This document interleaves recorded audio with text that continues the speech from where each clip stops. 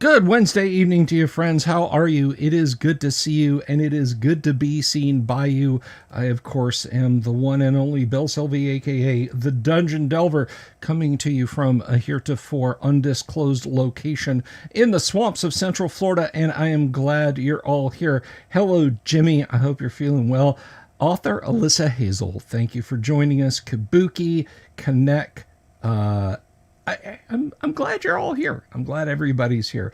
But I'm particularly glad, because it's very rare that we do a quick bounce back and have a guest come back on so quickly. But Sandy was kind enough to say, yeah, what the heck, I'll come back over there. So, of course, as you may have guessed from the thumbnail and everything, we have Sandy Petersen joining us here in just a few minutes. Tomorrow night is Thursday, and we have a guest on Thursday too. That's a surprise. Not going to spoil it for you, but you're definitely going to want to be here. And then Friday night, we're playing Gamma World. That's going to be a lot of fun. We'll see who we can mutate and mutilate in the course of a couple of hours. And then Saturday, El Sabado, as they say, I think. Anyway, we are going to, I am going to be on Harmony Ginger's show. She has agreed to interview me, so hopefully, that won't be ratings poison for her, but we'll see. She's gonna grill me and ask me all sorts of fun questions. What yet? I don't know. But you know what? That's down the road. Let us focus on the here and now and worry about the next three plays. As the great coach Nick Saban once said, everybody, please, I want you to put your hands together and welcome our guest tonight, a pioneer of tabletop role-playing game, a pioneer in the field of video games, a pioneer in the field of board games, and an all-around great guy. Please welcome author and creator and gamer, I should add, one of us, Sandy Petersen. Sandy, how the heck are you, my friend? Good to see you. Thank you for doing great. I can't remember if last time I was in Utah or still in Texas. I think you just gotten where you were going to be, but you hadn't gotten stuff set up. So we were rolling mobile last time. Oh yeah, I was on my phone. Yeah, so my parents, I moved to Utah to attend to my parents in their 90s. It feels weird at my age moving back into my parents' basement, but it is what it is. I'm doing fabulous. I'm Excellent, man. I mean, you're living the life.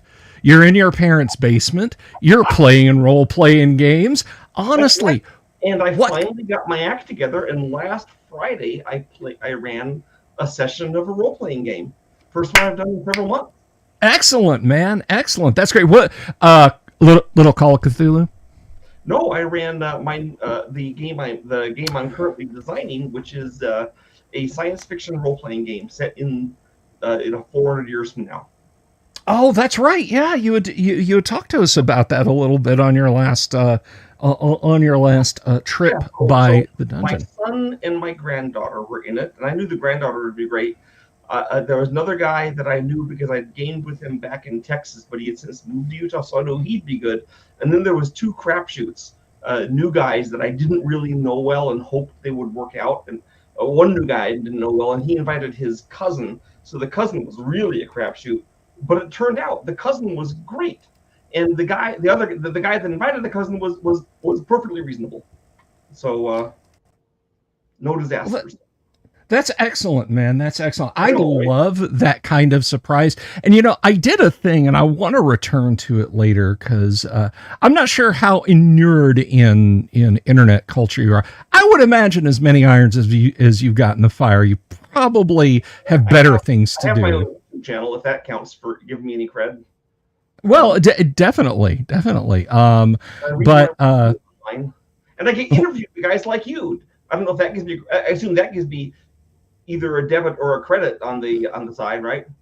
I don't know. I hope it's a credit for you. I honestly hope this is a net positive for you. You know, if tomorrow or even later tonight there's Sandy Petersen appeared on the Delver's Dungeon, hashtag cancel Sandy Petersen, we'll know the truth. But I can honestly say that has not happened to a single one of my guests. So there you go, right?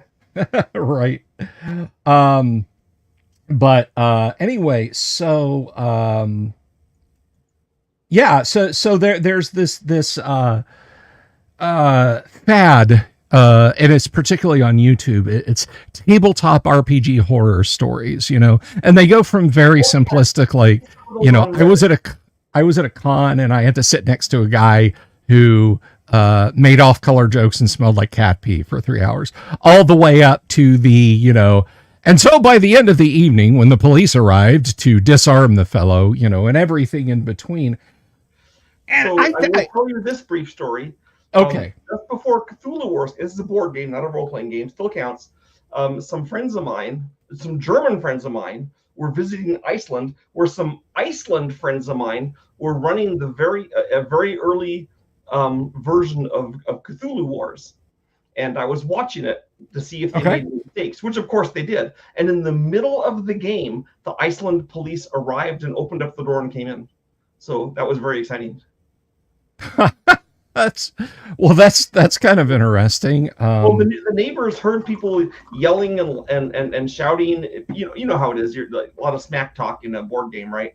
And, right. Worried that there was drunken revelry, and they went over and found out that it was in fact a Diet Coke revelry, and and nothing to worry about. So the cops left again. So that was a little bit of disappointment.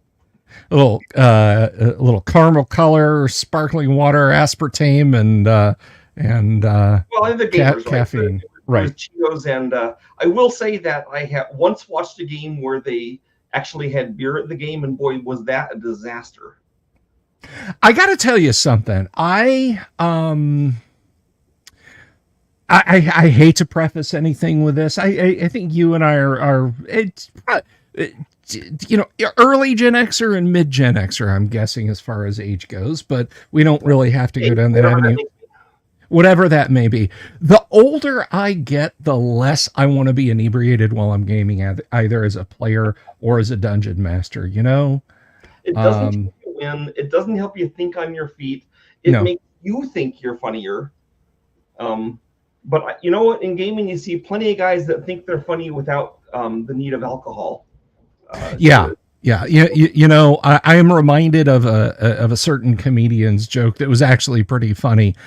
Someone was pushing him to try the Bolivian marching powder. I'm not sure if I'll trip the algorithm if I give it its more common name. You know what I'm talking about, Peruvian booger sugar. But he said, his friend was like, well, you should try this. It makes your personality more intense. And he said, well, what if I'm already an asshole? You know, so if you applied a little bit of raw language, but I thought it was pretty funny. But yeah, I've never seen anything like that passed around a gaming table, but I'm sure people have heard it. But what I would prefer to see, and I did a whole run of like 8 or 9 videos on my channel that, quite frankly, I don't think people watched nearly as much as they watch certainly the interviews with greats like yourself. But I did RPG glory stories where I talked about great things that go on at the table. And, you know, you're talking about a couple of people that were they were total noobs coming in and hitting it out of the park. That's the kind of thing I think we need more of as a community of tabletop gamers. But what do you think?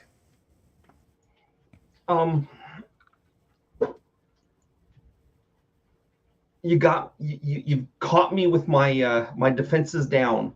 Oh no! I haven't drunk liquor since I was in my teens, and but I've hung around people that smoked dope and did everything possible, and to me, it never seemed like it made it better for them.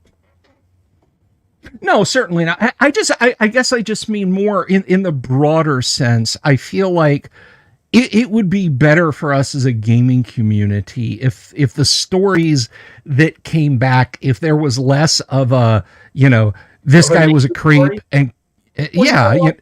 The fact is that the reason those stories stand out is because the vast majority of gaming experiences are either positive or at worst mediocre.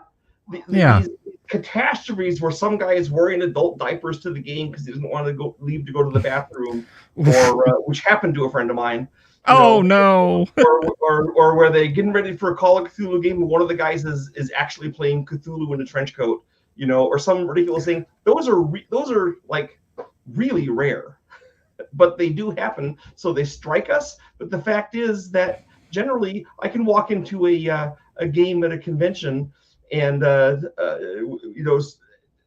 in fact, I run games at conventions, and I usually don't know the other people in the game, and almost never have I had an issue with anyone. I mean, it's happened because I've been doing it for 45 years, Right. but it's pretty rare. And I've never had to ask someone to leave the game. Yeah, yeah. I have It left, is. I'm sorry. I have left a game that I was a player in, but because it was like lame, and Hmm. I thought, you know what, I don't want to spend another 3 hours here at this game, and so I said, hey, I just remember I have another appointment, and I left. But the other appointment was a mental health appointment, so I just didn't want to stay in that game any longer, and they didn't make Right. me. It was anything but that's really rare. Almost all the groups. The thing is, what does gaming teach you? Okay, it teaches you how to cooperate. Role-playing gaming teaches you how to cooperate with other people. It teaches you that everyone's input can be useful at some time. It teaches you to be creative and to find solutions. All those things are stuff that make you better able to function in a group,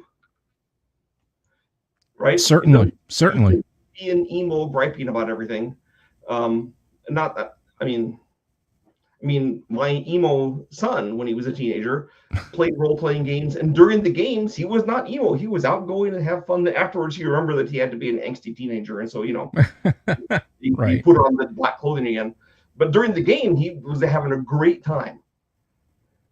And Yeah. I think you've got the right of it there. I mean, if you walked outside and scattered a handful of dimes on the ground, most people are going to walk by and not notice it. But if you walk outside and scatter a handful of dimes and, a Kennedy silver dollar, that's what's going to draw people's attention. They're going to step over the dimes and check out that silver dollar you dropped. And it's the rare things, I think, that draws people's morbid affinity for. So you wind up with the D&D horror stories, and I feel like there is possibly, and again, I agree, disagree. I definitely want your input. I feel like there is perhaps a projection, a sense when you concatenate all these things onto a single channel. And there are many on YouTube of people, they just go to Reddit and they read RPG or D&D horror stories, and the video. Is this what it's really like? And the answer is no, right? Most of Yeah, the answer don't try to exactly. hit on the attractive women, at least not overtly. Right. Yeah, and it's very much it's overrepresented, I think, but it's clickbait because outrage makes it rain. It makes the dollars come in, and I might get 300 views of a video where I talk about this great experience that someone emailed me about or posted on my Discord about the first time they gamed. But you go to the video about the dungeon master being a creep who's 1 in 10,000, and that's going to get 27,000 views before the afternoon is out. So I feel safe saying this. I think you and I are on the same wavelength. That there's not some sudden endemic problem. It's just people engagement forming. Well, of course it is. Because people are. It's the same reason that our news shows us primarily terrible things. It doesn't talk about, hey, you know what? If you eat bok choy, it's really good for you. It has fiber and vitamins and all this stuff. Instead, they say, some bok choy from China was found to have trace elements of arsenic. Bok choy will kill you. Yeah, yeah, exactly. I mean, what was the song by Don Henley in like 83, 84? Dirty Laundry, right? Yeah. It's all about that approach. So I found it an interesting phenomena, but I'm glad, just pushing that aside, I'm glad you had a positive experience there, with your recent game. That sounds really cool. I want, so there's something I wanted to ask you last time. We ran out of time, and I meant to ask you in the in between, if it's okay to discuss. So when I broach this, if you're like, hey, Bill, I don't want to talk about that, that's absolutely fine. But it's about you and John Romero and Doom 2. Can I ask you about that? Sure, go right ahead. Okay. So I have a recollection, and Sandy, if I'm misremembering this, just verbally smack me down and say, okay.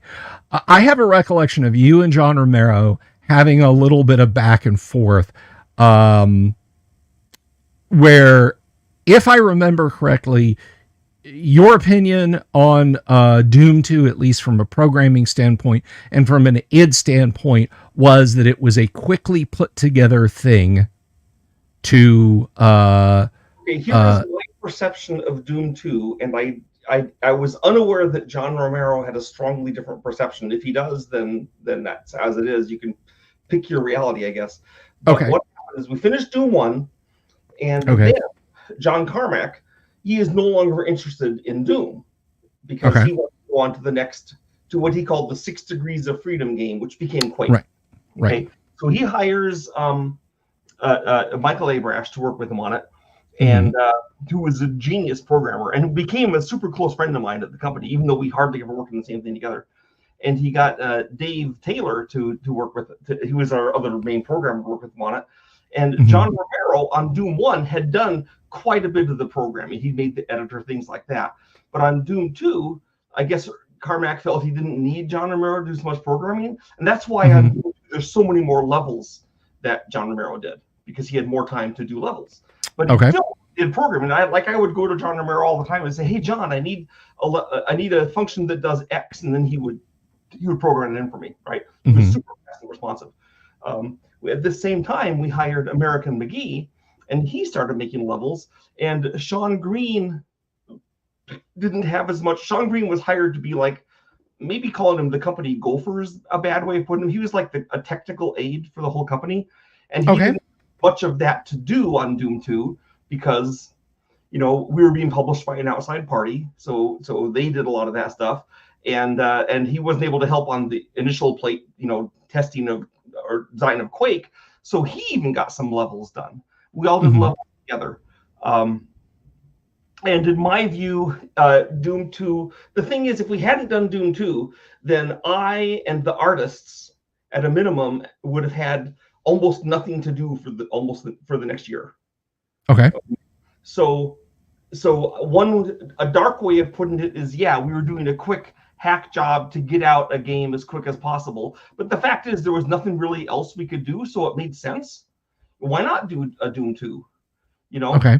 You wanted to experiment with the marketplace. Like Doom 1, we'd given away the first entire level, the first entire adventure free, and then you the other two. And the result of that is we had 20 pirate versions for every one version that was bought. So Doom 2 will say this will just be bought. It won't be. People can obviously pirate anything, but it won't be as easy to pirate because we're not going to give a third of it away for free. Sorry, I got my rotten dog barking in the background. I'll shut the door. Oh, that's okay. And I don't know if I'm saying this right. I came online and said, it was a quick money grab to get more money for the company. And, well, not that quick. It took 9 months or something. And I guess John, I remember on YouTube, on I guess it was Twitter then. John was like, "Hey, money grab. We did a great job on those levels," and we did because we were all better level designers than we had been on Doom 1, because we had done Doom 1, so we're more experienced. In Doom 1, we didn't even know to call ourselves level designers. That wasn't like a job yet that had a title, so we were level designers and didn't know it. We were just designers. So anyway, I wouldn't say it's a big argument. If I met John, I'm sure that he would say, "How can you say it's a hack job?" And he'd be smiling as he did it, and I would say, "Well, your part wasn't a hack job, but my part, my that kind of thing." Okay. Okay. Thank you for clarifying that.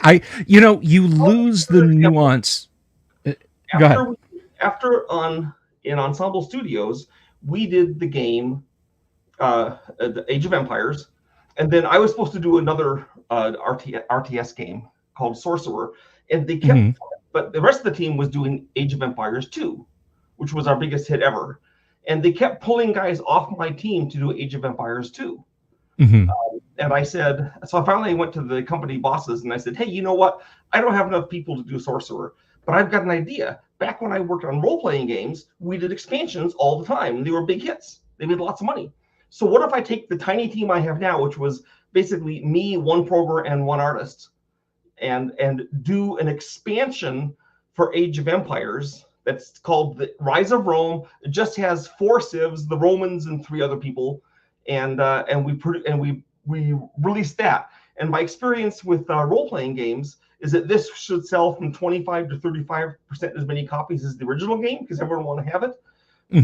It's so much cheaper to make. We only have 3 people working on it for 6 months. So we did that. And so you could say, was Rise of Rome a cheap hack job? And yes, absolutely. But we still play tested and tried to make it as good as possible. Right on. I gotcha. I understand where you're coming from, and I thank you for the clarification. And I feel like, as an outsider viewing any conversation, like, somebody might come to a conversation between you and I about Dungeons and Dragons. I mean, I know your feelings on that. Wow, man, Bill and Sandy they're upset at each other, and it's not. It's just friendly interplay. It's it's something exactly, sure. like you.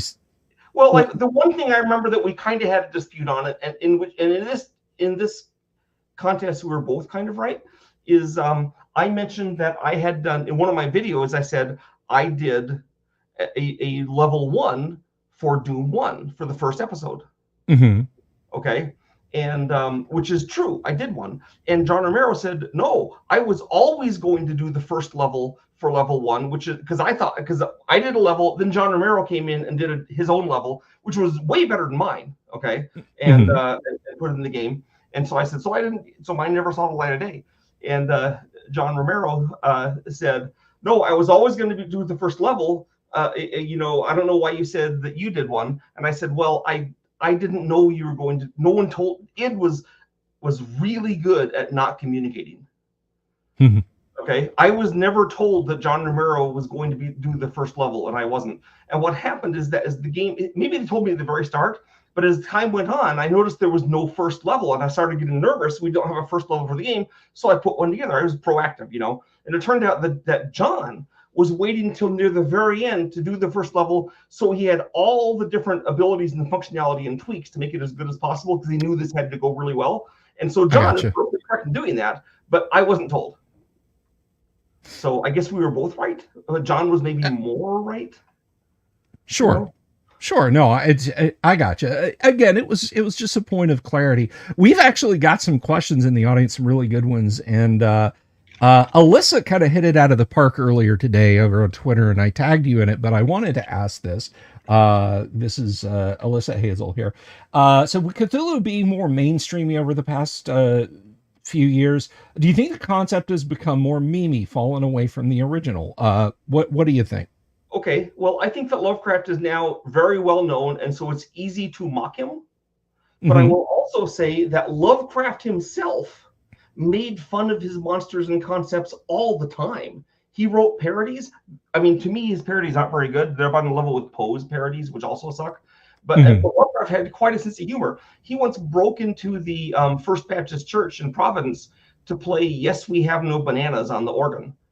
So, it's like, is that not something you picture Lovecraft is doing? No, it's not. And he joked about they made him stop going to Sunday school when it became clear that he sided with the Lions over the Christians. So I don't know if that's really true, but it was like, Lovecraft could be a funny guy. If you read his stories, for example, Robert Bloch, he was like 18 or 19 at the time. He wrote to Lovecraft and asked for permission to kill Lovecraft off in one of his stories. The story is called The Shambler from the Stars.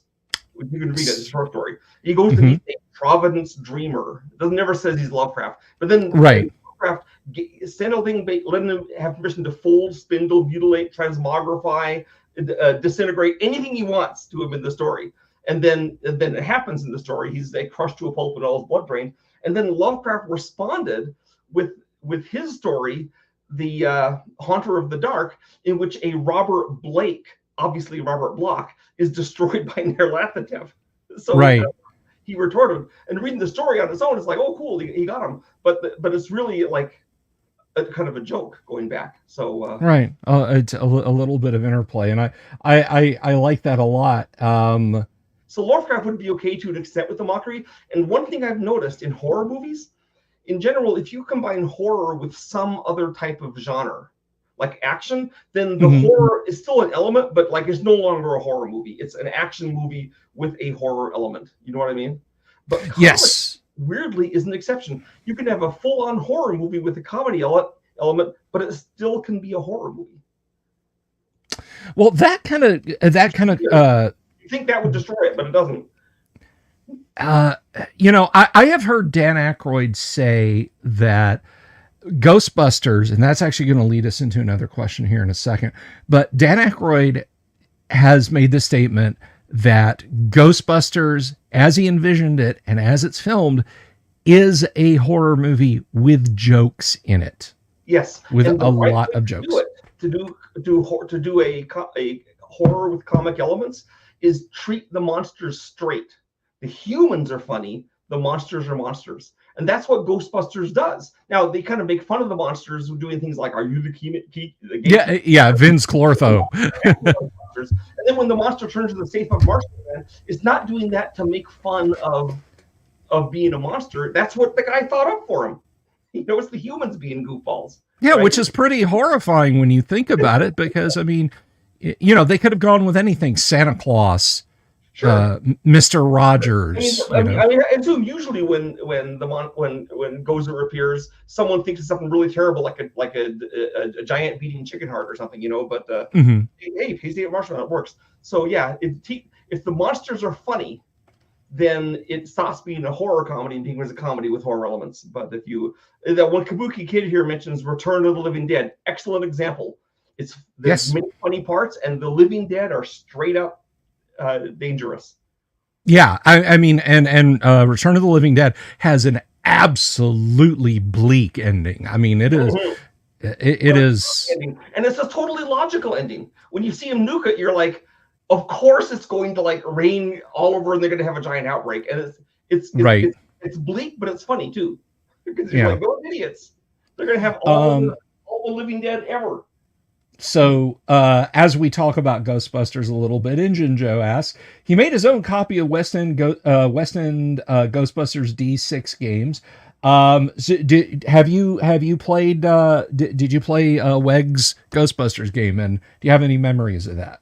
Dude, are you not aware that I'm the designer of the Ghostbusters role-playing game? I am, but I just wanted to. Okay. So here's what happened. The guys and came to Chaosium. And they said, we want Sandy to design. We got the rights to Ghostbusters as a role-playing game. We want Sandy to design it. And also at the same time, Eric Goldberg, who is a friend of mine, who I respect, but he was younger then. He said something kind of mean, he said, "What have you done since Call of Cthulhu?" And I said, "Well, I hadn't done another game since then, right? I'd worked on projects." And so he said, "Oh, maybe you're, basically he said, oh, I wonder if you're a one-hit wonder, if you're like, you shot your bolt." And so I kind of like, geez, maybe I did, maybe that was it for me. I just had Call of Cthulhu, nothing else. So, but I went into town in the Ghostbusters game. And I also remember that West End explicitly wanted us to make a horror game like Call of Cthulhu. Yeah, it's based on Ghostbusters, but they loved Call of Cthulhu. They want a horror game. And I went in there and said, no, they're going to get a Ghostbusters game. It's going to be comic. And they came up with the D6 system, for which I won an award. Best game system of the year. And so that's when I realized that I wasn't a one-shot wonder. that system is still, it was used in Star Wars, in the Star Wars game. It was used in like a Zorro game and in a Musketeer game, all kinds of Pirates game, all kinds of guys have used the system, and that's fine. You don't copyright a game's system idea, but Right. I'm very proud that it kind of went on and did things. So that's what I remember. I remember when we brought it to West End, they said, "Hey, this isn't that scary at all." And I said, "It's as scary as the movie Ghostbusters." Yeah, but we want another Call of Cthulhu. I said, "But people that pick up the Ghostbusters game don't want a Call of Cthulhu. They want Ghostbusters. If they wanted to Call of Cthulhu, they'd buy Call of Cthulhu, or I guess, Right on. or one of the other things. They wouldn't buy it, right? So if you get Ghostbusters, and he had to make his own copy, it's that hard to find? I guess it might be. Well, I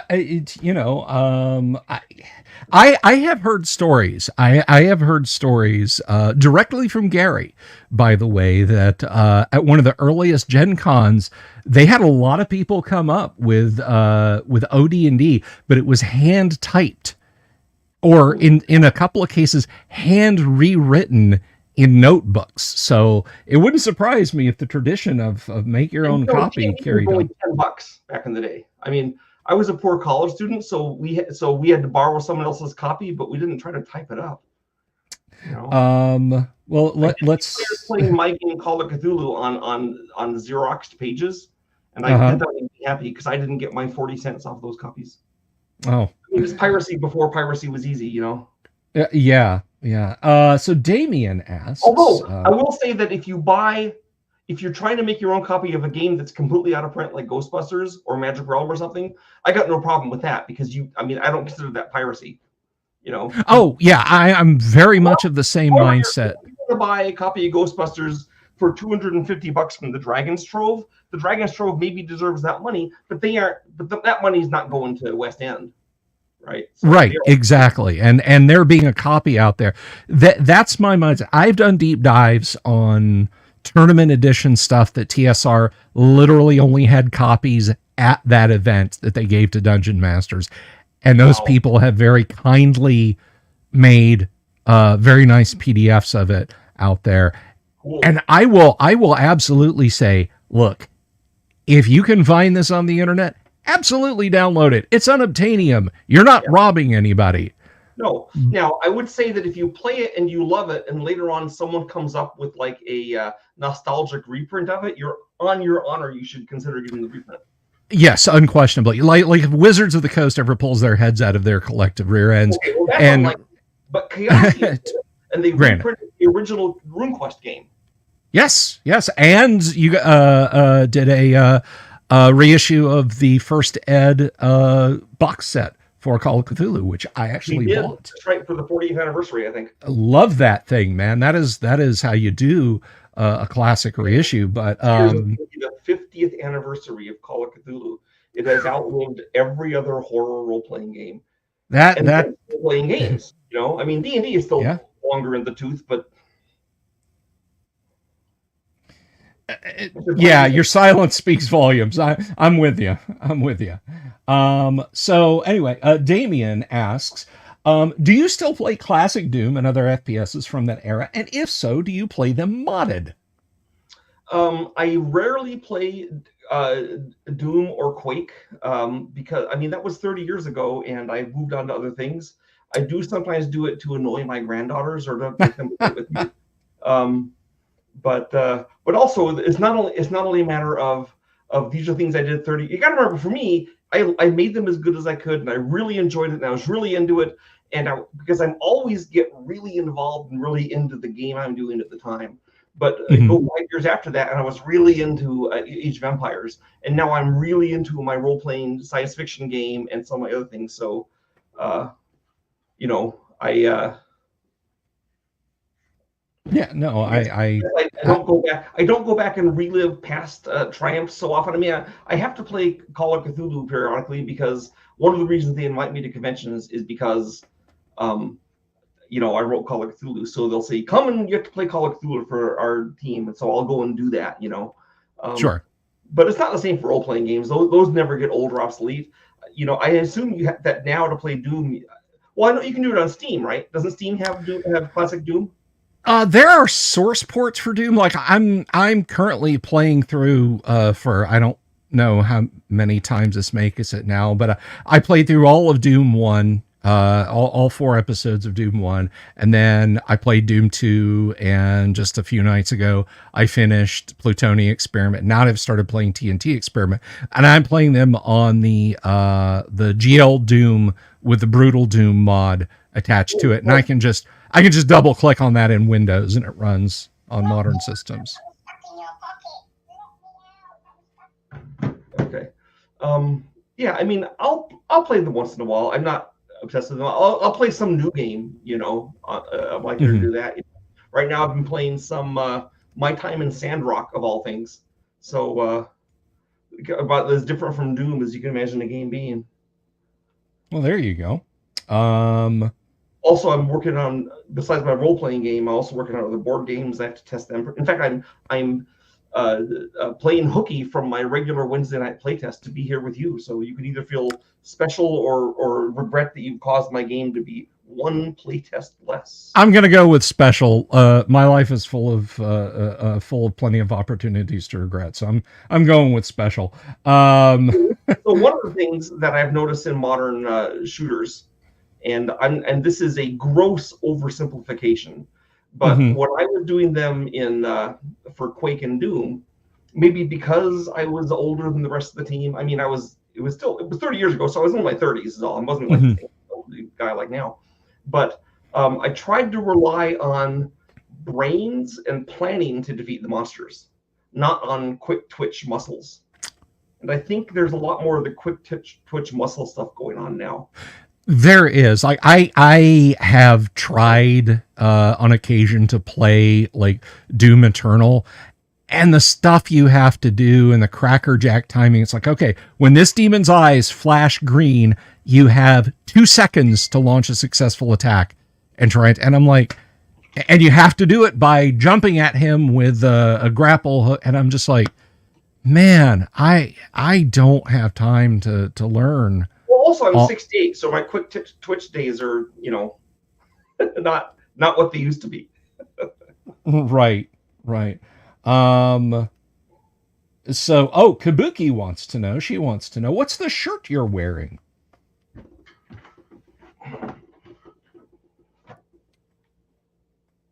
The Abominable Dr. Phibes. All right.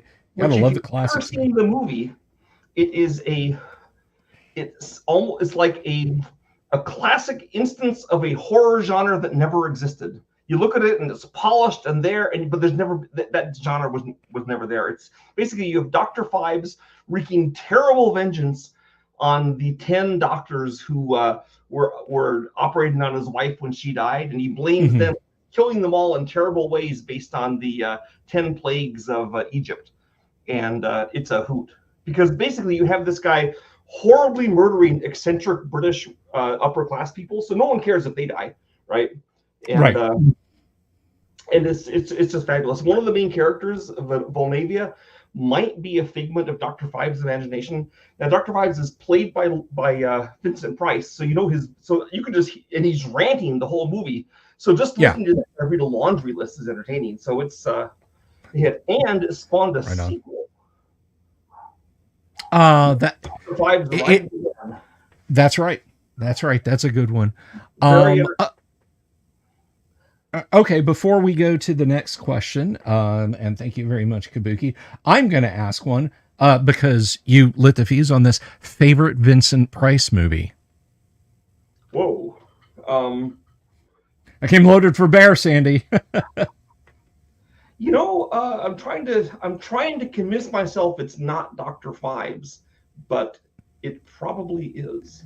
Well, you gotta go with what you love. For me, it's a little more. My favorite anything, I've got to go with like for example, if you ask me my favorite food, I'll say lobster. But if I ate lobster every day, I would probably get sick of it and want something else. Agreed. Yes, it's not the only thing I ever want. So I love Dr. Phibes, and I'll watch it periodically, but I don't need to watch it to the exclusion of other Vincent Price things. Like just the other day, I showed my my granddaughter The Raven with Vincent Price, Peter Lorre, and Boris Karloff. Yes. And, nothing wrong with that movie. It even has Jack Nicholson in a minor part. Yeah. But I would say, he, yeah. He was Someone coming just up through costumes in fives or chef's kiss, which they are. They're perfect. If he, I can get my wife to dress like Volnavia, I would ask for nothing more in this life.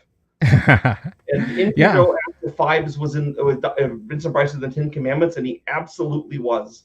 And he was a villain. He was an Egyptian overseer, and he's the guy that Moses murders. Yeah. Because Moses committed a murder in the original story, and then he had to cover it up, and he got accused of it later on, and that's when he fled Egypt when the murder came out.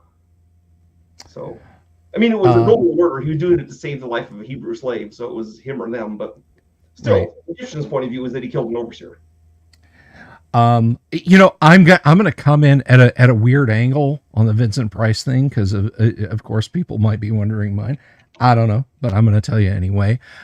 I think Price absolutely hit it out of the park as Neville in Last Man on Earth. That is my favorite. Oh, that's really good. Yeah. And he doesn't hammer it up. Normally he does. But fives, he's hammering it up. But in The Last Man on Earth, he is not. And he acts. It is a considered, serious performance. You absolutely feel the man's anguish, his isolation.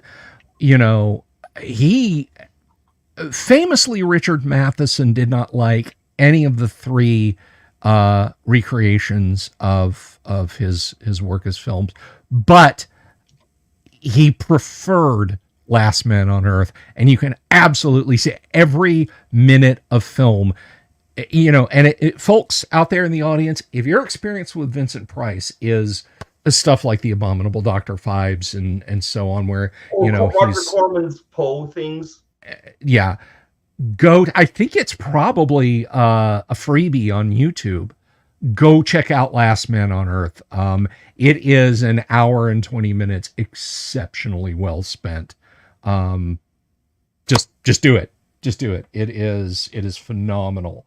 So that's my favorite. Might I add to that the movie, The Bribe from 1949, before he became a horror icon, which is I don't think I've seen that one. It's a film noir with who knew Price has noir chops, right? Right. I don't know if you can find it streaming or not, but he does a job. Excellent. I'm gonna have to add that to my to watch list. So Jimmy's Invictus is bringing us back down to earth here a little bit with some RPG talk. What were your favorite and least favorite bits in Glorantha? My favorite bit of Glorantha was how magic was in the world, and people used different magic systems that were different in their fundamentals, and yet it all kind of blended together to make an interesting whole. My least favorite bit was reincarnation. I was philosophically opposed to the reincarnation, and Greg Stafford loved it. So he got to have his way, but whenever I could, I'd stick in a cult that didn't believe in it. There you go. As is the want of all good game masters. So I speaking of favorite things, least favorite things, we're kind of rolling with a trend. Have you... Okay, so when you guys wrote Call of Cthulhu, of course, you didn't just go with the stuff straight from HPL's work. You incorporated things from Robert Bloch, things from August Derleth. So when it comes to the Lovecraft pastiches that came after, and even his influences like Robert Chambers, of course, we love us some King in Yellow around here on the Delver's Dungeon, I gotta tell you. What Lovecraft? Well, go ahead, finish your thought. I think I see where you're going, but I'll shut up. Okay. Who are your favorite and least favorite of those? Because when I got into Lovecraft in the very early 80s, I dove in head first. I wanted everything. I got those Del Rey paperbacks with the incredibly horrifically creepy art by Michael Whelan that is absolutely fantastic. I later got a nice set of hardbacks from Arkham House, but the Del Reys were the first ones I got in. But then I went on and I read again some August Derleth, a little bit of Brian Lumley, Robert Bloch, of course, and so on and etc. So what where do certain things fall on the curve So of Lovecraft goodness for you? okay, so the thing is, Lovecraft didn't write that many stories, you know, Okay, and of course, I mean, right. he put all of his work into like a couple volumes, Hmm. and so a lot of the Lovecraft mythos and ideas from it are based on things other people wrote, Clark Ashton Smith, Frank Belknap Long, and so forth. Now, Hmm. the ones I like the most are the ones which are writing their own horror, maybe using Lovecraft's concepts. Okay, Hmm. and the ones I like the least are the pastiches where they're trying to imitate Lovecraft, but they're not Lovecraft. And so, for that reason, I usually don't care for August Derleth as much because he's almost always just pastiche Lovecraft. Right. Brian Lumley does a lot of that, but Brian Lumley also has some of his own stories which are scary. And I do read Derleth because sometimes I just need more Lovecraft than Lovecraft has to offer because he stopped writing, so I'll read some Derleth stuff. Or I'll read Derleth's Sherlock Holmes pastiches because there's not enough Sherlock Holmes, so I'll read his. He wrote a bunch of stories with his own detective, Solar Pons, who's very much like Sherlock Holmes. So I'll read those just to fill that gap. But it's not. But I realize it's a guilty pleasure, you know. But you have someone like Robert Bloch writing his own stories and his own ideas, or Ramsey Campbell started out writing pastiches, which were pretty Right. good pastiches. Then he moved on to his own stuff, and man, that was way beyond because he's doing his Hmm. own now. Not beyond Lovecraft necessarily, but they're better than him copying Lovecraft, you know. So Right. And I feel like there was I seem to recall there was some correspondence. Fritz Leiber talked a little bit about this with he's got a great Fafhrd and Grey Mouser story where they explore the sunken city of Sigmoria in the oceans of Lankmar. I read all And the first Liber stories. Is this by First Liber or one of his copiers? oh, this is about Leiber. This is about Okay. Leiber, and Well, I have a either of those, recollection. I don't remember the story. I have a recollection that in one of his correspondence with Lovecraft, he had asked, "Hey, can I have this? Can I do this adventure?" And he was very polite, but he said, "I think you should make this your own. I don't think you should seek out to copy me. I think you should make this your own." And I thought it was pretty good advice because I mean the story works. You can see the influence, but it's definitely Fritz's own, you know. So I'm kind of with you. I always felt like, and you can correct me if I'm wrong on this, but I always felt like Derleth seemed to want to do this almost Old Testament war in heaven, and that there were good elder gods and bad elder gods, The and good so on. ones And never it's sat right with me. And this, despite I am also a Christian. But I mhm, remember in my first edition of Call of Cthulhu, I was fooled by Derleth into thinking that his quote about Lovecraft saying all my things are based on the idea that there was two groups of gods and the bad ones got hidden, which is of course not by Lovecraft at all. It's purely by Derleth. But Derleth said right, it was Lovecraft, so I was fooled and I put that in my book. Then later revisions, I found out it was fake, and I put in real Lovecraft quotes. You know, but the idea of Lovecraft having good guys out there just seems not right because it means there's someone that can save you from the monsters, and there's not. right, right. And that was his ultimate nihilistic outlook, was that you know there's there's something out there in the cold, implacable universe that's gonna get you. You're gonna hide in a bunker or underneath your house. Think This thing about it. is 600 miles tall. Yeah. It's Look at the immensity of space. Somewhere out there, there are unthinkable horrors that the human mind cannot handle. And if they came here, they could wipe us all out. And yeah, there is no doubt that that is true. So yeah, Lovecraft brought some of them to life. Said, what about something that doesn't follow our natural laws? What about something that we can only interact with as it feeds on us, like in the color out of space? I mean, he had really alien things. And I love that. And even as a Christian, I'm okay with God not saving our ass here on earth. Evil triumphs all the time here, you know? And Yes. and I don't feel a need to have someone come into the last minute and save the day. I like the heroes to save the day, you know? Mm-hmm. And when I play a role-playing game, feel like they did it and not like someone else handed it to them. Yeah, yeah, definitely. And I think that is, I've had a lot of people like walk away from Call of Cthulhu games in disgust and say this is pointless. I can't be a hero and so on. And there's heroism, destroying the One Ring, firing an arrow into the lone spot in Smaug's breastplate to bring him down. And then there's But we've bought our the closest thing to an angel showing up is Gandalf the White. right. And then there's we've bought ourselves another day, and let's celebrate that. And I think that is the kind of heroism that you can have in a Call of Cthulhu game, because I feel like it's almost a meme that, oh, we're going to play a Call of Cthulhu game, and I'm not going to bother naming my character anything other than John because he's going to be dead or insane in 45 minutes. One of the most poignant moments in The Lord of the Rings is when Aragorn leads his army to the gates of Mordor, and he says, you know what? There's nothing, the only thing we can do to help Frodo is to focus Sauron's eye here on our army. So we're going to do that. And, and we're probably all going to be killed because we don't know where Frodo is in the quest. Right? Yeah. If us being killed gets him closer to Mordor, it's worth it. And they go there fully expecting to die. And when the mouthpiece brings out his cloak and his armor, already got Frodo. Then they're like, man, I hope it's a lie, but it looks like he's got him.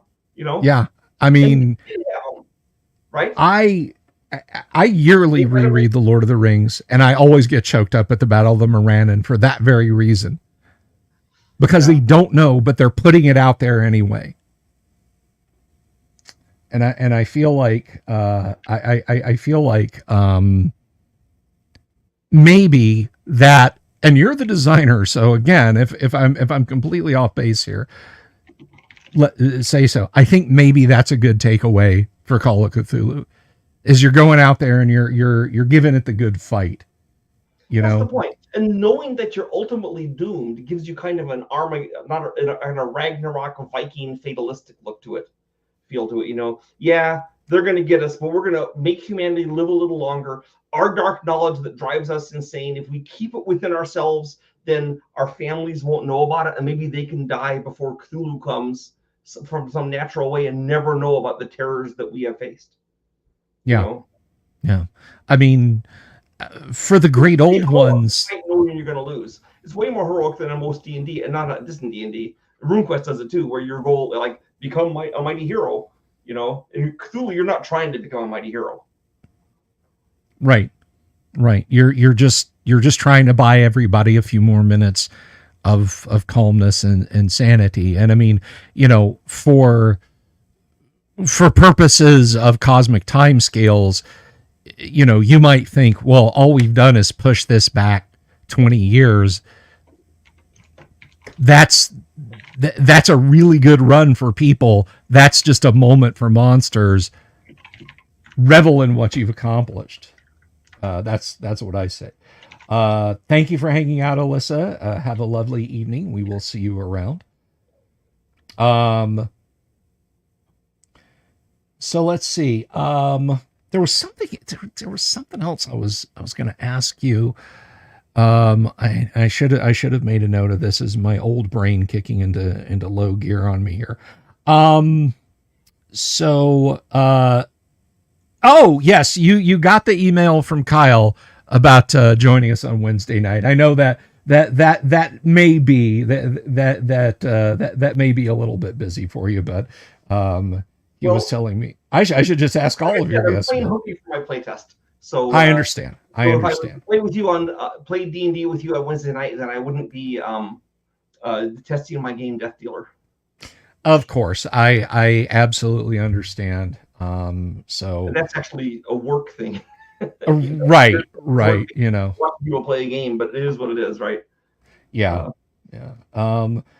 Kabuki asks, I think this is just for folks in general, but has anyone played Cthulhu by Gaslight? It sold like 50,000 copies or something, so someone must be playing it. On the other hand, it's true that a lot of people buy Call of Cthulhu stuff Mhm.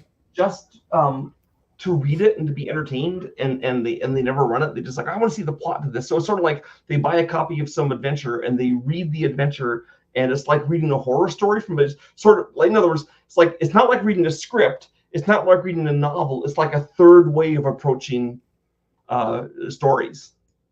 Right.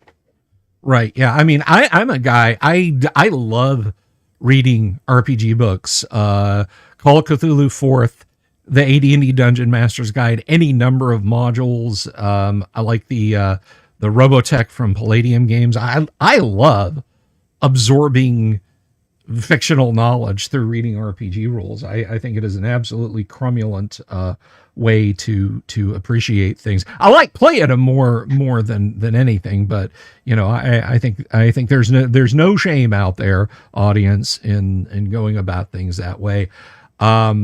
Speaking and of, I, as a designer, I'm perfectly happy if you buy my game and never play it. I mean, obviously, I'd rather have you play it, but if you don't play it and just read it for the entertainment value, well, maybe a board game I kind of wish you would play, but an adventure, either way of experiencing it is cool, yes, And maybe sometimes even slightly better if you experience one of my adventures by reading it, because then none of the players will mess up the action. right on. So on the topic of Call of Cthulhu, now I know this is not something that you yourself directly designed, but do you like the Pagan Publishing Delta Green view of you read them, never played them. Mm-hmm. They were, I will say this, they were better than I expected them to be when I started reading them, because I thought my original reaction to them was, oh, it's going to be a whole bunch of guys with guns running around blowing up the Shoggoths and being almighty. And then I read it and it wasn't like that at all. So yeah, no, it's finer that personally. Yeah, it is a good read. It's a darn good read. I've had players say, "Oh, this is Call of Cthulhu in a modern era." Well, I can just Google this. I can. It's supposed to be in a modern era. I guess I told you that before. Yes, we talked about that. I think it makes it scarier. But one of the things I did in Call of Cthulhu that almost no other horror game did was, my plan was that you would not be part of a government organization seeking out the horrors of the universe. That you wouldn't have someone giving you missions and doing stuff. You were always on your own. And this led to a bad thing in that the game master always has to figure out some way to get you to the adventure. I mean, it's not that bad. It's creative, right? But right. The good thing is you didn't have anything else to fall back on, and made it scarier. Right. The approach I always like to take is the classic. You receive a telegram from a friend or from a friend's parents that is uncharacteristic in tone and wording, so everybody has to go back to Arkham or associated, Providence perhaps, to investigate what's happened. It's a fun way of trapping people in the 1920s or 30s. Nobody's going to be saying, "Oh, well, I'll just hop the plane back home." And so that's my go-to. What is your favorite hook to use in a Call of Cthulhu game, other than this is in media res? You guys are already at the potentially haunted house. What do you do for a slow burn to draw the investigators in? I have I'm going to cheat and give you my two things that I use. Okay, let's hear it. Is I try to make the players think that there's something happening, but it's something else. Oh, just a second. I gotta talk to my friend here. Okay. Yes, Lincoln, I'm in a meeting. Real quick. He's at the playtest instead of me, so. Well, this is work related, so we can wait.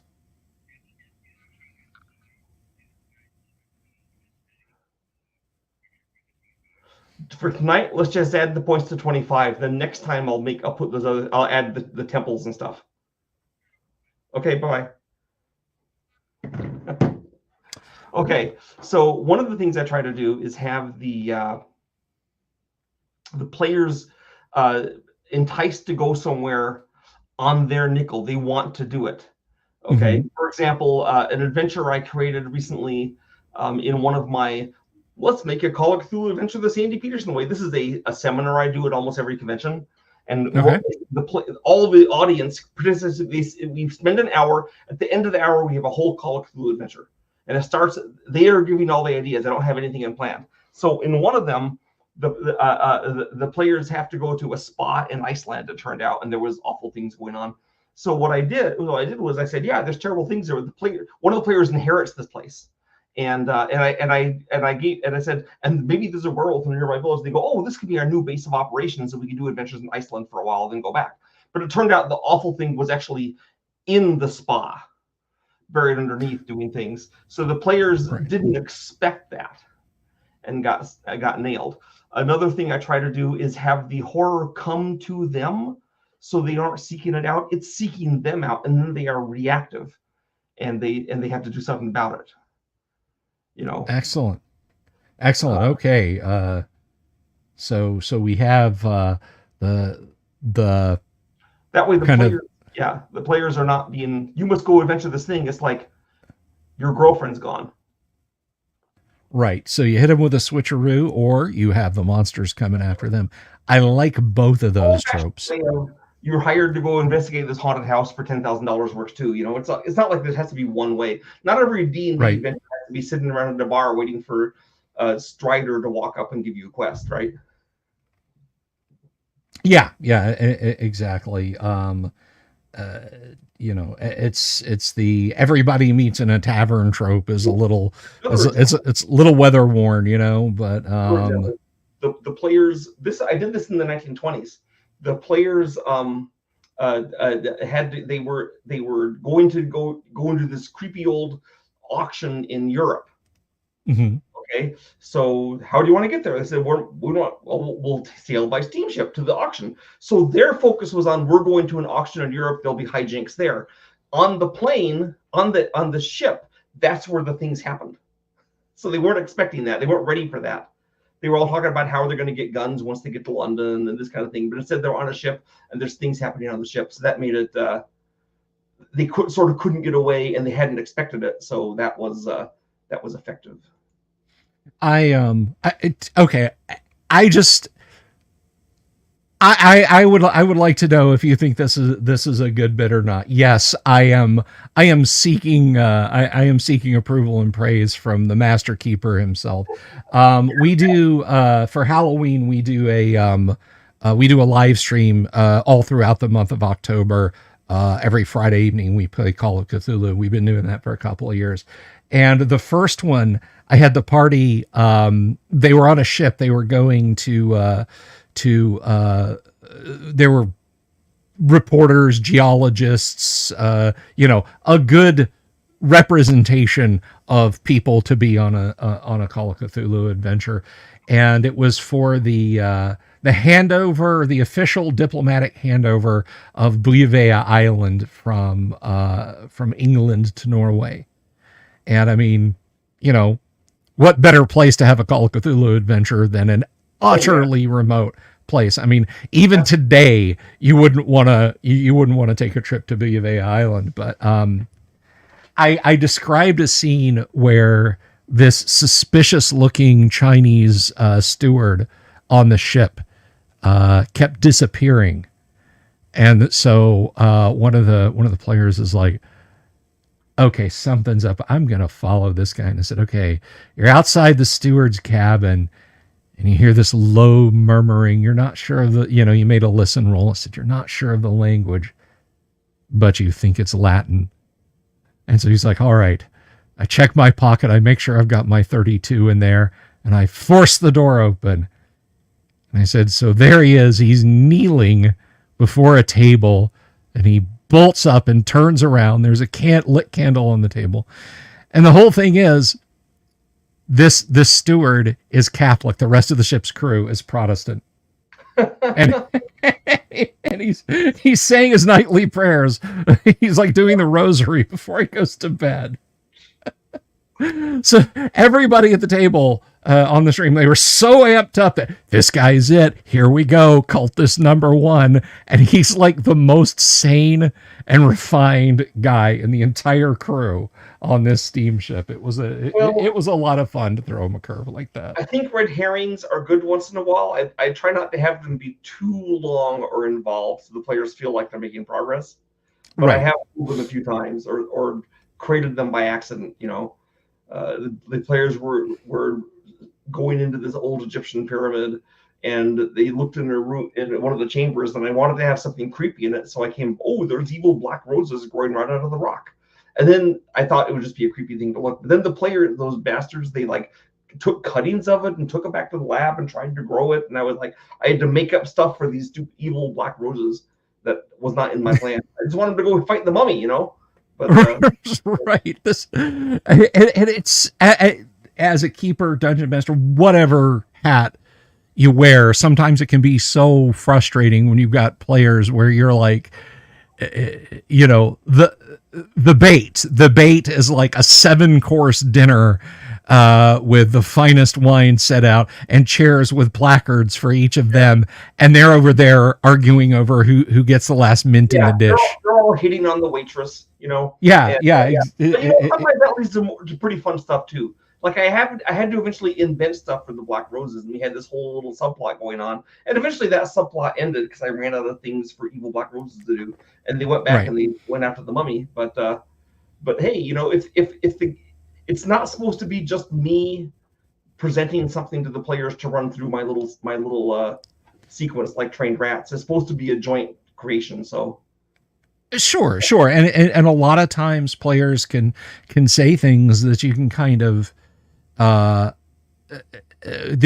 spin ideas off of, and I make the joke at night, like with our Tuesday night AD&D live stream, somebody will make a comment about I don't know. This is a bit ridiculous, but somebody might say, "Oh, look, it's Meadowlark Lemon, except instead of spinning a basketball, he's spinning a sphere of annihilation." And somebody else in the group will make the comment, "Quiet, don't give Bill ideas." And I'm going to say, and I'll come back and say, "Well, I wasn't going to put that in the." Come from the players give you the worst ideas. Yeah. I'll say, "Well, I wasn't going to include that in the dungeon, but I am now." Oh, yeah, absolutely. Well, like the player says something like, "Oh, what if this place led to X?" And then X is something awful, unthinkable thing, and I'm like, "Well, it does now." In my head. Yeah. So I have to relate a recent one, and I hope the person involved will watch this and get a big smile out of it. This is just a couple of months ago. I was running a D&D game, and a villager in a town where some unknown magical occurrence had happened was pointing at a spot where this monster had exploded into a fireball when he got shot with a couple of arrows by the town guard. And he said, "Right over there is where the devil tree occurred." And the player heard me say devil tree, not devil tree, like evil occurrence.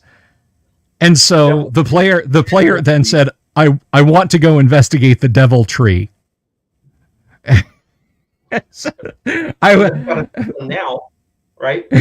Yeah, exactly. So we were talking past each other. I was like, "Oh no, devilry." It was devilry. There's not a devil tree, but eventually I did stat up an evil ant-like creature and called it the devil tree. So someone says the word devil tree, and it's so cool, Yes. But it's nice when the players will kind of Foursquare bounce the ball to you and give you ideas for fun things. You played with your group for a long time. I'm starting a whole new group here, so it'll take a little while. But traditionally, back in the day, I ran one campaign for 7 years, another campaign for 14 years, another campaign for 7 years. So I got to know these guys really well. Mm-hmm. And according to Paizo, the average Pathfinder role-playing campaign lasts 6 months. And then people like graduate from college or something and move away. So I guess I can't decide if that's sad or kind of an interesting fact. I think it can be both. My Monday night game, which started out with literally me and 2 players, and it's gotten as high as 15. It hovers How do between. you run 15 guys? I'm sorry. How do you run 15 players? That sounds like a nightmare. Um, it's actually easier online. I've done 24 at a con. Holy smokes! Yeah. When I get above 6, there's a couple players that don't get to say much during the game, and that kind of Well, me. it's like the old juggler's act of just keeping all the plates spinning and just never sitting down.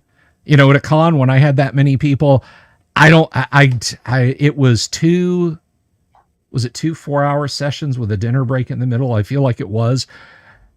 That 30 minutes I got to sit down and eat dinner was the only time that I was sitting down, because I was up working the table. But it's a little easier online. But that group, the Monday night group, has been going for 10 years this month. So, but I also know that a group of players that have been together that long, a group of players that big that have been together that long, a group of players that big that have been together that long and are playing first edition AD&D, I might as well stick a horn on it and call it a unicorn, because that's super rare.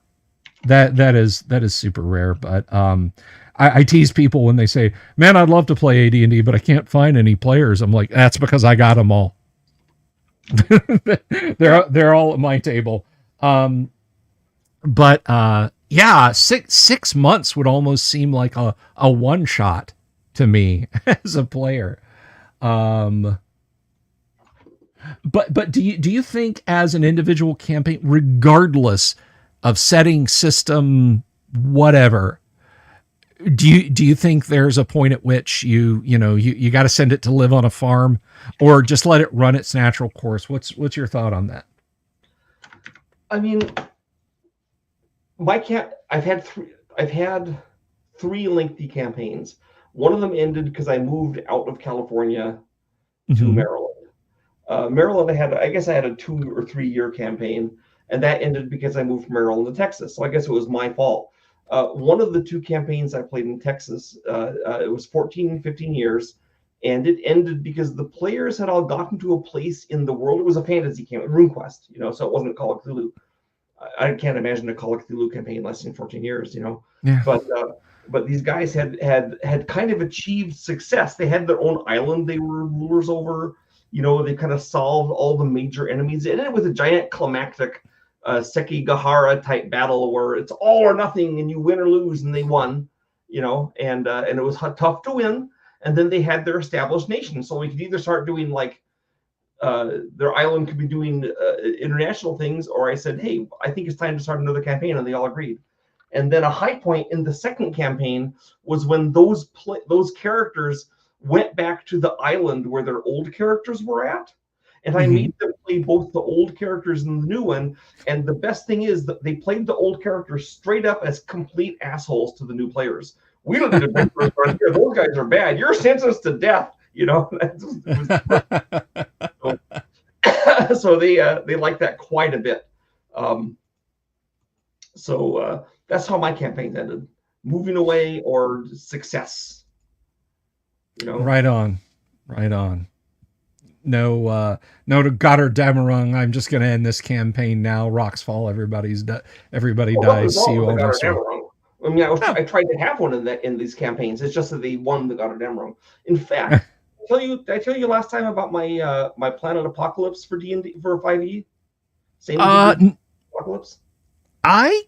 You know what? Since I can't remember, let's say no and go ahead and tell us. Apocalypse for 5e is another of those big 500, 400, 300 page hardbound books full of illustrations from me to be used in D&D, right? And okay. The cool edition, it was bound in goatskin, so go figure. And but you could get a regular version. It comes with a PDF, so you have everything. And the concept behind it is that no role-playing game lasts forever. And mine came close to it with 14 years or whatever. But eventually, your D&D game is going to die because you want to be a player instead of a game master, or you want to try a different world. I want to, you want to play in Ravenloft now, or something, and so your old gaming world, usually what happens is it kind of like dies with a whimper, kind of like, archaic and it's gone and no one does it anymore. So I said, what if instead of letting your old gaming world just peter out, you gave it a Viking funeral? And so that's what Planet Apocalypse is. It's the apocalypse. Hell rises up to wipe out your entire gaming world. And there's all these adventures in it, and these horrible monsters rising up and destroying everything, like the Book of Revelation. And then I say, and you can end it a couple ways. One is they can heroically go down trying to fight nobly against the evil. If you have them win, that's also a great way to end your game. Hey, we beat hell. Now we're right, And then if you just want to use the monsters to as extra monsters, you can do that. But the idea, it was something I hadn't seen before in role playing, a way to destroy your game universe, and it seemed to me that was a thing that players could use. That makes sense. I love the concept. I don't know how my Monday night game is going to end, but I just might want to look that up. I'll have to check that out. I think you will. I mean, it's not Lovecraft because it's Planet Apocalypse, but it has just as much stuff in it for how the demons and their and I fit them into the D&D universe, which doesn't allow for the same kind of hell. But these are like, but there's a way they fit into it, and you can use them. And even the evil things, like the regular D&D demons and devils, have to figure out how they're going to react to these new intruders. If they're going to join them or fight them, and you may find yourself side by side with Orcus trying to stop these guys. But anyway. Well, I always thought Gary was pretty shrewd when he was done with Gord the Rogue. He just had Tharizdun show up and blow up the prime material plane. Yeah. Well, that's the thing. You can just do that. But this does that same thing, but in the course of a couple of adventures. I like it. I like the concept, and I'm definitely going to have to check that out. So the question I have is, do you have that for... Is that only on like drive-thru or from another publisher, or do you have that for sale like on a web store yourself? You have it for sale. Have it for sale very soon. It's still in stock. Okay. And it is available as a PDF as well. Okay. If I order a copy, would you autograph it for me? Sure. Okay. You can find some way to get it to me. Okay. We'll figure that out, because I would love that, because Sandy, I am an inveterate autograph hound of stuff from people that I like, and like the 19-year-old part of me is completely wigging out that I'm talking to the dude who created Call of Cthulhu and so much other goodness. I mean, Call of Cthulhu I discovered in '89. I'm sorry? That was a seminal moment in my development. Call of Cthulhu in '89, and then 4 years later, here comes Doom, and then Doom 2, and then Quake, and Age of Empires. So much gaming goodness you brought and continue to bring us.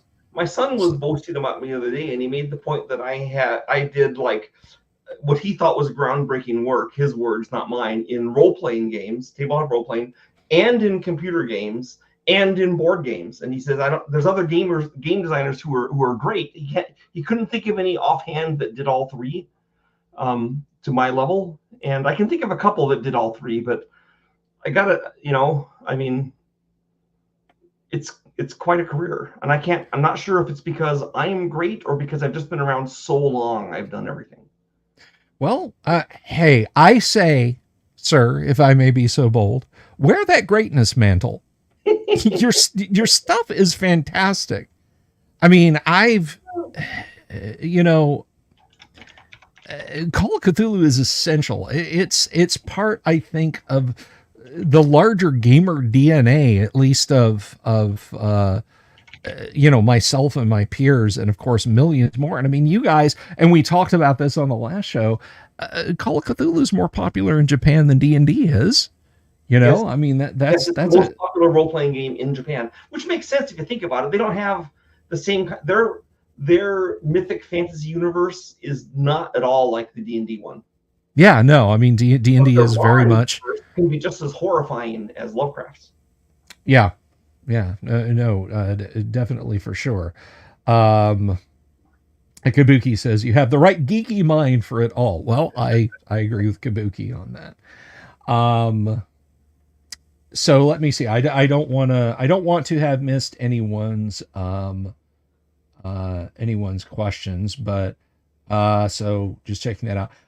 So let me ask you this: are there like okay, you've got 8 hours. You're at a con. You got 8 hours to kill. There is one of every genre of role playing game being played at this hypothetical convention. What is the one you would not go to? Period. Flat out. You just I don't care for that. What is your least favorite RPG genre? My least favorite RPG Your genre. least favorite one. What one are you just like, not my tempo? The extreme transgressive ones. Like, In like Flame Princess, that kind of thing. yeah, okay. Yeah, I'm actually I with do you. transgressive, terrible things in Call of Cthulhu or even in RuneQuest, but I don't need to have a game system specifically designed to do that. Yeah, and I I hope it's come across with my content. I know my audience knows this. I'm not so much of a call out channel here, I don't, but there are games in that. If someone wants to play Flame Princess, go ahead and do it. I'm just saying it's not the game I'm going to go to. Right, exactly. That is on the nose. That is what I'm going to say. My opinion, just my 2 cents. I feel like there's a bit of try hard edgelord in that. The kid who's drawing pentagrams on his math notebook and so on and etc. That games in the try to be controversial file fit for me, and I'm just like, I'm sorry, I'm controversial because I did something controversial rather than I'm trying to get that medal. Yeah. I if it if it happens, it happens. But if you build a whole rule system around it happening, that's a little, okay, dude. All right, we get it. You're edgy. I'm gonna go play. I'm gonna go play RuneQuest. I'm gonna go play D&D. I'm gonna go play, Cthulhu or Traveler or whatever. So yeah, I'll go off and watch a movie like Cannibal Holocaust, but I'm not touting it as something everyone should see. I know what I'm doing, and I'm like, this is not for everyone. Yeah, there's ample movies, that one of them, that I will tell people, yeah, you shouldn't see it. I saw it, you probably shouldn't. And I don't hold that over people's heads as like, oh, well, I'm just better and have a superior brain. I'm just like, yeah, no, it's you probably don't want to. But okay, taking your own stuff off the menu. Favorite game. Again, we're at that hypothetical con. Role playing, board, computer. Role playing. Let's start with that I didn't design. Favorite role playing game that you didn't design and is not published by Chaosium. I am making it difficult for you. You are. You know what? I really like Jack Vance's Dying Earth series of books, and I think that the guys that did the Dying Earth series of role-playing games did a good job. But I have not actually played it. I'm just intellectually attracted to it. Now, what I have done is played a role-playing game set in M.A.R. Barker's Empire of the Petal Throne world. Tecumel, yes. Tecumel, but he has always been cursed with absolutely unplayable game systems, so I had to make my own game system for it. So I don't know if that counts as not my system, because it's my system that I'm using to play it. I even ran a campaign in it, but it's his world. So, like, what? I don't know how to count that. Yeah, no, I understand what you're saying there, and I mean, Tecumel, I actually had for a very brief period of time, because I thought it would be keen to strip mine for OD&D ideas. spoiler alert, it wasn't so much. But I had the TSR Empire of the Petal Throne set, and I remember opening that big comb bound book that came in the box. Well, yeah, I got that back in the day in 1977 or 76, something like that. Yeah, it was like 75, 76 when that dropped, and And the first two pages that a terrible game system, a great world. Yeah, for me, it was the fact that like literally it was like, all right, you got the book. Go to the back and learn how to speak this language. I'll see you in a few minutes. I was just like, see, that was not what I was looking to do today. That was the great thing about Greg Stafford's Glorantha, is that it was an interesting world like Tekkamel, but the game system, thanks to Steve Perrin, was actually playable and fit the world. Tekkamel Right on. got that gift of a game system. Yeah. So that dovetails nicely into this question. And Kabuki asks, what is your current favorite board game not designed by you? So I haven't played a board game that wasn't by me for about a month because I've been in the process of moving to Texas or out of Texas to Utah. And all my board games got boxed up by my wife, so I don't have access to them, which sucks. One of the ones that I played lately that I really liked and want to try again is Anachrony. And I think this is a game where time travel exists. And the thing I like about it is that a person who's in the future can just get stuff from the past. He says, I need more resources. I'll take resources. And that produces an anomaly. And then you have another board where you're playing the past stuff. And eventually you have to send some of your stuff to the future for that dude that got it that for yourself that took it from you. And if you don't, then it makes some kind of glitch in a time space and causes trouble for everybody. So that sounds confusing interaction. That sounds incredibly wild and hard to manage, and I would absolutely love to play that someday. Smoothly, so I liked that. So that's something I liked about that game. So there's an example of a game I played that I liked. I also another game that I like, one of my favorite war games is called The Battle for Germany. And the reason I like it, it's the last like 6 months of the war in Europe. Starts in December 1944. So Germany's not its last legs, but there's a whole map of Germany, and one player plays the Russian army, and one player plays the American and the Allied army, Americans, British, that kind of thing. Right. And then the guy that plays the Russians also plays the West German forces fighting the Americans, and the guy that plays the Americans also plays the East German armies trying to hold off Russia. And so you're both trying to get to Berlin first. So you both get to play this powerful giant army that's way better than the Germans, really, but you also get to play the desperate defender just trying to hold them off another round so that your other army can get to Berlin before his does. So wow, that is a great hook. That is a great hook. I love that. I really love that. That sounds pretty cool. Is it now when you Decision Games? It was originally from SPI back in the day, but Decision Games republished it. Okay.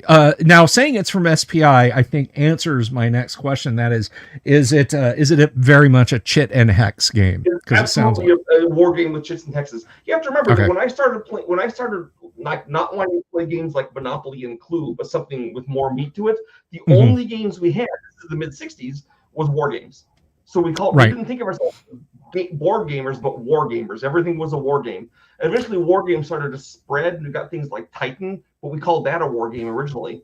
And then finally, there was non-war games, like Settlers, Catan, and stuff. But back in the day, if you wanted to play a complex game with an interesting plot and asymmetric too, which was cool, you didn't have that in any of their games. But war games, by its nature, are asymmetrical. Yes. Playing Midway, the Japanese fleet and the Allied fleet are different, and that's cool. Or even if you're playing something a little bit later, like Axis and Allies, there's a lot of asymmetry in Axis and Allies. That's the 80s. Yeah, that came out then, and that was fun. And one of my favorite Axis and Allies versions is the Pacific War one, where one player is Japan and the other two are Britain and or really Commonwealth and America. And Japan Right. started out killing everybody, and then they suck the rest of the game. But they're trying to hold on to their grasp, their stuff, and they have a pretty good chance at winning. They're going to lose every battle after the first turn, but they lose it slow enough, they still win the game. Right, right, and that's the killer is the Americans and the Commonwealth forces go island hopping, and you can bleed them dry. That is a great game. That is a game designer's game. Every game designer I know loves Cosmic Encounter. Yeah, Cosmic Encounter is a hell of a game. I'm told. I have not. I've actually never played Cosmic Encounter. It takes like 20 minutes to play. It's great. Oh, very cool. I'll have to give that a try one of these days. If you want to see me at the convention, grab me and see if we can find a copy, and I'll play it with you. Oh, well, heck yeah! Well, we need at least 4 players for it to work, So sure, I know of at least one other player, so we should be able to wrangle up a fourth. Yeah. So I would love to do that. I just whatever kind of gaming we can do. I hope we get a chance to do some. Well, the advantage of Cosmic Encounters is we can do it, and then we can go have dinner or something because it only takes 20-30 minutes, and we're right. As opposed to like in for the whole evening. That's the dark side of playing a role-playing game, even at a convention. It's going to be like 4 or 5 hours. Now, if I sit down and run Cthulhu Wars, it's an hour and a half, maybe 2 hours if I got to explain it. Nice and quick. Which is also how games were back in the 60s. The Clue or whatever lasted in eternity. No wonder everyone hated them. Yeah. Was it Rise and Decline of the Third Reich? My father-in-law had a massive collection of Avalon Hill and 3M bookcase games. And my wife told me that he would have games that would last months and months and months because he would play them by mail. He and his opponent or opponents would take Polaroid pictures of the table setup, and then they'd lay like a piece of cheesecloth, a big piece of cheesecloth, so the counters wouldn't get disturbed while they were waiting for moves. You can't do it if you have a cat. You're doomed. No, you can't. You definitely no. I have out here on the table. This is funny. Out here on the table, let me see if I can bring this up for you. For not just for the live stream game, but I like it in general. Hopefully this will. I have Dwarven Forge out, and I have are great guys. Yes. Stefan. Yeah, and then let's see. Stuff back in the 70s and 80s. This is brilliant things, Yeah, so I have basically a 3x4 layout of Dwarven Forge, and every morning I come out here and I have to get my wife's cat out of it. Yes, it must be there. Yes, if I fits, I sits. That's her mindset. And the thing is, the cat comes in to watch you playing your game, and then as soon as you roll the dice, it's on. That's the end of your game. Yeah, it's going right for the dice. So I had this game of World in Flames set up on this big table in the living room. I was playing it with a buddy. World of Flames is one of my very favorite World War II games because the whole war. It actually starts in 1936 with like the Spanish Civil War and stuff. And and then we had it all set up with doing things. And then one day I got home and my kids, they were like 3 and 4 years old. They're jumping up and down on top of the table with the pieces. And I'm like, okay, guess that game's over. Yeah. Okay, so quick historical, since we're kind of gliding this way, quick historical point of view, and I don't think this is too controversial. I personally think World War II started when Japan started pushing in Southeast Asia far earlier rather than Germany's invasion of Poland or even. I agree. Japan's fighting China in 1930. I mean, they moved in 1933, but 37 was when the active fighting starts. 33 they took over Manchuria and killed some people because killing people they were really good at that. Yeah. But I would say 1937 is the real start of World War II. I mean, people say, well, World War II is a continuation of World War I. It isn't really a continuation of World War I because the goals and the plans of the Nazis were based on the ideas of a madman, which is we must dominate the world and wipe out. And the Kaiser never dreamed of that kind of thing. He just wanted to make Germany big and important, right? Right. I mean, that was basically. It's more like Austria's fault. Yeah, World War One was a Habsburg family feud. Yeah. You know, The Treaty of Versailles was harsh, but it didn't have to lead to a war. In fact, if it had been enforced, it would have prevented World War II. yeah. You know, if they, but there's a really excellent book called uh, I can't think of the name of it. I'll think of it later on. But it's about how wars start, and the guy covers 4 wars, Mm-hmm. and shows how 4 sequel wars: the Second Peloponnesian War, the Second Roman Carthage War, Mm-hmm. World War One, and World War Two, and shows how all these wars weren't really wanted.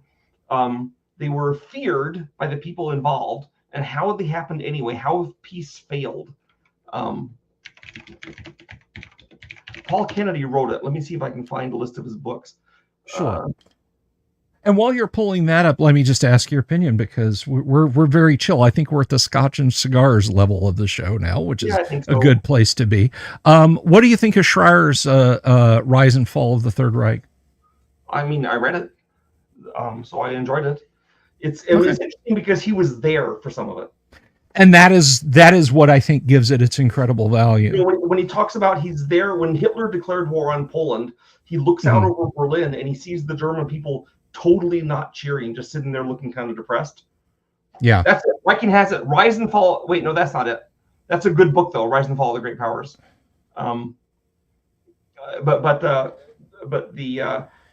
he says in comparison, apparently he was there in 1914 or knew someone that was. In 1914, the Germans were in the streets cheering the war. They were 100% behind it.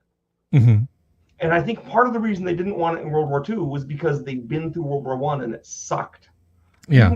And they thought they were going to win up till the last year. They almost did win. And even if they'd won, it would have sucked for them. You know, they still would have lost all those men, you know, and all that wealth. And then, and so another war like that, and you can see why they weren't excited about it. Yeah. Yeah. Damien's going even further back. The Jacobins and their rebellion inspired Marx, and look where that got us. So, yeah, it got us 100 million dead by the organizations. Yes, so I think there's there's a lot of threads to that sad tapestry. Well, I'm a big World War II buff. I'm not going to talk a lot about it here, except to say that I have I go to Germany every year, and I have a good friend in Germany who also has gotten sort of interested in World War II stuff. And of course, as a German, all they ever teach or show there, or is translated in German, is all just European World War II. They never learn hardly anything about the Japanese War. So I've been kind of feeding him some information about the war against Japan, and his eyes just bug out of their head. What were they doing? What was going on? I had no idea. I think in some ways he's kind of happy that there was someone else as evil as Germany, so it wasn't just them, you know. And part of it is just amazement that America was fighting these guys at the same time we were trying to fight the Germans, and it was not good. Yeah, I think, and I would be surprised if you said you hadn't read these, but for my audience's sake, I will say 2 absolutely essential. I love first-person histories. I'm not a big picture guy. I mean, I do like to read that stuff sometimes, but the first person, I was there, I saw this kind of things are In with the Old Breed at Pelu and Okinawa by Eugene Sledge and Helmet for My Pillow by Robert Leckie are probably the 2 best ground combat books about having been there about the Pacific War that you can read. And I do recommend them to the audience. That's a Sledge and Leckie. And yes, I was inspired to read them after seeing the HBO mini, The Pacific. I mean, if you've seen Hacksaw Ridge, yes, that's another great look at World War II in the Pacific. Yes, that is another fantastic one. And I actually like the new version of Midway pretty much. It actually showed the correct guys who were the heroes, who were not the top generals all the time. Right. It just so insists, and I have actually not seen the new version of Midway. I recommend it. I really liked it. It had what's his name? Dick Best, the guy that personally sank one of the carriers because he saw that all the dive bombers were going for the Akagi, and he said, let's go off and hit the Kaga with his group of 4. And so because of that, a whole other carrier was sunk. Yeah. And then later on, he dropped a bomb on another one of the carriers. May not have been the one that sunk it, but it was sunk. And then because the oxygen mister had ammonia in it, he got tuberculosis, and then he could never fly again after that day. Oh, but no. And he did his part to win the war. Right. So, right. It's based on the book Shattered Sword, which I 100% recommend as a book about World War II. It's made I'll check that out. It had a big website about the Japanese Imperial Navy, and so it's really good. Talks Shattered about Sword. Why Japan ships sunk, how they function differently. There was also a there's lots of things about World War II. We didn't talk about World War II, but there was even a role-playing game about World War II that came out in the early 80s, I think. But it was tough to handle because mostly you just got killed. I mean, if you're playing a World War II realistically. Right.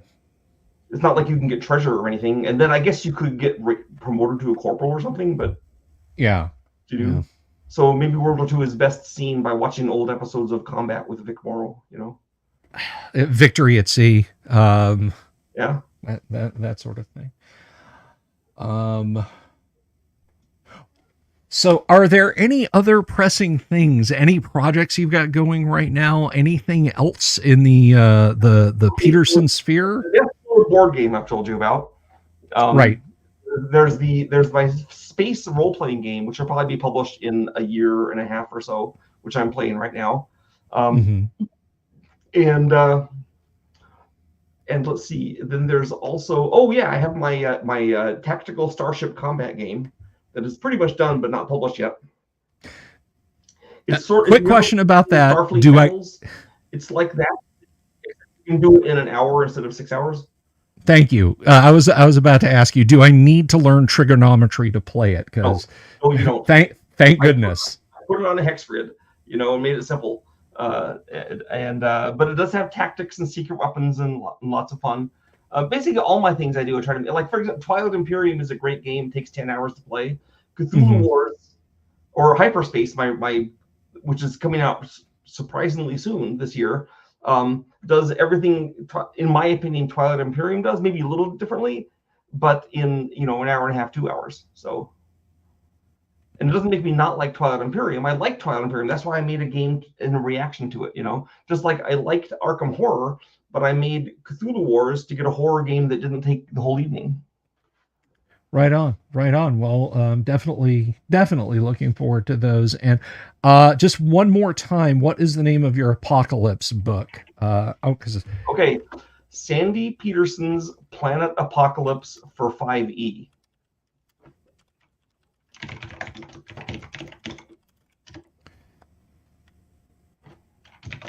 And saved. All right.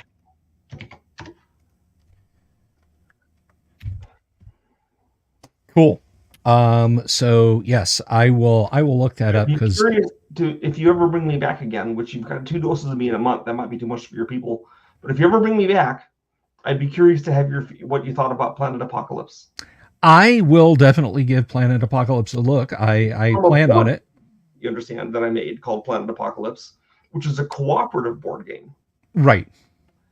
And it is, I will say it is that if you pull out all the stops, it is the hardest cooperative board game of all to win. Okay, well, that sounds like quite the challenge. But as far as having you back, I mean, one more show and you're pretty much a co-host, so beware. But no, I'd love to have you back, man. Anytime you want to come back, as long as it's a good time for you. Sure. Absolutely enjoy having you here, man. The board game Planet Apocalypse, just as a side note, like every game designer, I steal stuff from other designs, even my own designs. And right. There's a character advancement system in Planet Apocalypse that the players of the game seem to really like. It's a board game, but you still advance. And so I've adapted this for my advancement in my role-playing game. basically you get a template, and then you get to fill in boxes on the template according to different moves. And then once you filled in a template, you get a new template. But the templates are weird things like anti-hero, brute, lost soul, mascot. So they aren't Nice. jobs exactly. They're more like character traits. Right. That sounds pretty neat. I definitely I want to check out both the board game and the book. So, okay. Anything else? Anything at all that we haven't covered tonight that you'd like to announce, proclaim? The microphone is yours. And if there's any questions anyone has, now's your chance to get them in. Last Saturday, I got together with my son, my grandson, and a bunch of Lovecraft nerds who hadn't seen George Romero's first 3 zombie movies: Night of the Living Dead, Dawn of the Dead, and Day of the Dead. And we watched all 3. And I was a little sad because we had the classic version of Dawn of the Dead instead of Dario Argento's slightly trimmed version, where he took out some of the comedy, like the pie fight and stuff, and trimmed the flab, basically. And really, Dawn of the Dead is the flabbiest of the 3. I understand why people who don't like horror movies like that one the most. But we watched all 3, and that was an interesting experience that I recommend to anyone who is interested to get some series. I wonder if Evil Dead 2, and Army of Darkness would work the same way as a full night experience. Maybe. I think there's a tonal shift between Evil Dead 2 and Army of Darkness and between Evil Dead and Evil Dead 2. And between Evil Dead and Evil Dead 2. So instead of them advancing the story like in George Romero's, they are retelling the same story each time. Right. Work as well. Well, all right. I think we're going to go ahead and wrap up. Sandy, thank you so much for being here and hanging out with us, man. This is the kind of thing we like to do from time to time. Just have a wonderful, a lot of fun hanging out. And again, you are coming back. The door is open, so I sincerely hope you will join us again soon. Yeah. Yes, I think that's a fine plan. All righty, man. Thank you for being here. Please help yourself to some refreshments, some cheeses. We have a lovely charcuterie board in the green room. And with that, folks, I'm going to go ahead and let Sandy slide on out of here. Everybody, thank you all so much for joining tonight. Thank you to Sandy. Thank you to everybody and your wonderful questions. I will be back tomorrow night. We have another guest tomorrow night, but I will post up the info about it then. And until then, everybody, please do be good to each other. And whether you are in a science fiction setting, whether you are in a horror setting, whatever you do, please do watch out for those dreadful owl bears. Peace. I'll see you guys tomorrow. Have you seen my owl bear?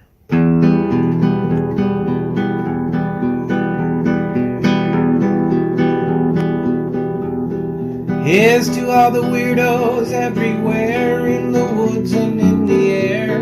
Have you seen my owl bear? Should I shave off all my hair? Bobs are all around, some live in tunnels underground. Some are fat, some are rich, some are sleeping in a ditch.